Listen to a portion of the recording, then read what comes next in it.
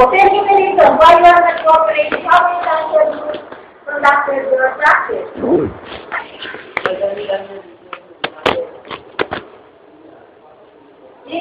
Sinong hindi na cooperate? Okay, you mention them so that they may know.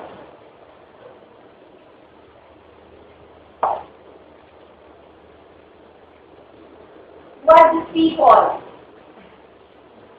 O kaya ang gawin ninyo, yung talagang gusto na lang sumali. Yung ayaw hindi na cooperate, huwag na lang isali. Yung nasisira lang ang panahon ninyo sa pag-practice. Parang pinipilit ko sila. Kaya yung usapan ng babagsak sila. Inopen na nga yung opportunity for you to earn extra funds, ganyan pa kayo. So, maawa naman kayo dito sa mga leaders ninyo. Imagine, estudyante ko lang kayo, ganyan na yung attitude ninyo. Eh, kung mag-activity pa kayo, imagine ninyo yung bawat Pilipino, ganyan ang attitude. Kung nagbang bansa natin, ano tayo ngayon? Kaya ganyan tayo. Napakabata pa ninyo, ganyan na yung attitude ninyo. You know, this is important in the family members. Hindi sila sila. O imagine, sa Filipinos, the number of Filipinos. Kaya ma-appreciate nyo, kung nakikita nyo yung bad attitude nyo ngayon, imagine ninyo, sa bawat adopt Filipino, ganyan sila. Punta sa tayo. Sa big problem. Kahit sino pa nilagay yung presidente dyan, kahit si Jesus Christ, kung ganyan ang mentality natin, hindi tayo unlad.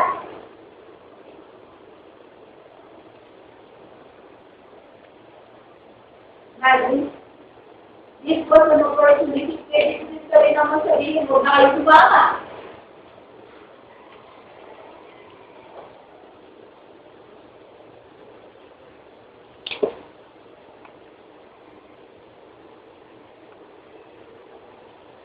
Ngayon ibang mag-benefit lang. Imagine that. Why can't you understand that? Meron kayong time, and you have to waste your time. And I don't even understand why you have to waste that time. When you come in at the final end, you are the beneficiary.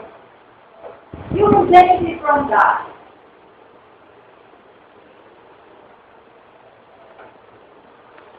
Make so that.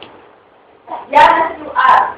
Nakikita na kung ano kang magiging, anong klaseng Pilipino ka, adult Filipino when you reach that age. So, ganyan pa lang tayo, ganyan na yung body natin. Hindi nga tayo ikaw ng ating bansa. Bawat isa ay mag-iisip lang na para sa kanya. You see? This is the kind of education that we want to have.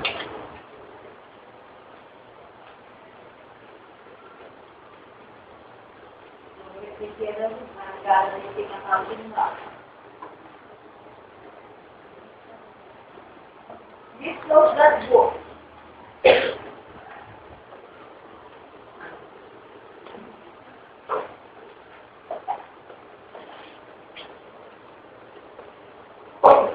That is the decision. I would appreciate it if you can honestly tell me.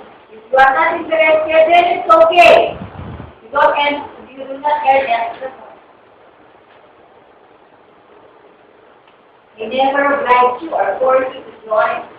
I asked you if you are interested to join.